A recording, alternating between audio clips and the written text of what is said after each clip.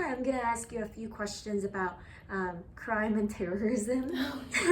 So, what factors influence our perception of violent crime and terrorism? I think definitely the news and media for certain. Um, I don't know what else to say about it, quite honest. I feel like the media makes it out to be like I feel like there's a lot happening, but they tell you about the stuff that's happening 10,000 miles away from you and not what's happening like close by you. And so it feels like everything is very close to where you're at, you know? With communication, there's the saying like it made the world smaller. Right. And so, yeah, I feel like that with the media and violent crimes and terrorism, it all feels like it's at your front doorstep all the time, when necessarily it's not always that way. So I think that's one of the ways it influences our perception of that, for sure. And I think it's also influenced our interaction with other people through that too, because now we're always suspicious that somebody's capable of violent crimes or terrorism. Right, and even if we look at the statistics, we could see that people could say there's a 70% rise in like violent crime compared to last year. But then if there was only like 2 out of 10, then 70% of 2 would be like 3 out of 10. Yeah. Like increase. And how does violent crime or terrorism affect you mentally or emotionally and in your day-to-day life? I think, like I mentioned earlier, it affects our view of people around us, especially like strangers and people we've just met. I think it makes us view them negatively without giving them kind of like the benefit of the doubt.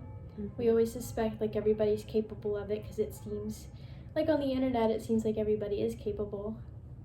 And so I think before media and stuff, I mean, people used to like go into people's houses to borrow their phones, and that was normal back then. And now you wouldn't let a stranger just waltz into your house at any point in time because of the stuff we see on TV today. And sometimes that can be the case, but probably most of the time violent crime isn't going to be the case. And so I feel like we're not as connected to the people around us as we used to be. What solutions do you support to reduce the intentional killing of Americans, and why? Like intentional killing of like people that aren't Americans killing Americans, or like Americans killing Americans? I would say Americans killing Americans, like whether it's in the prison system or like school shootings or mass shootings. I think bring Christianity back into the country, to be quite honest. I mean,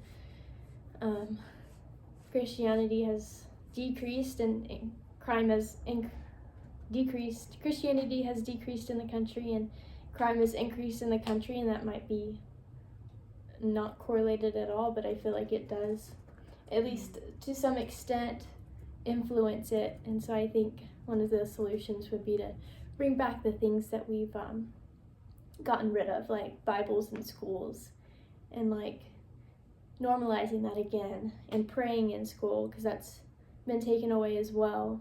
I think that was really instrumental to young kids, because I mean, your childhood is what shapes you into the person that you're going to potentially be at some point. And if they're not getting it there, where else are they going to get it?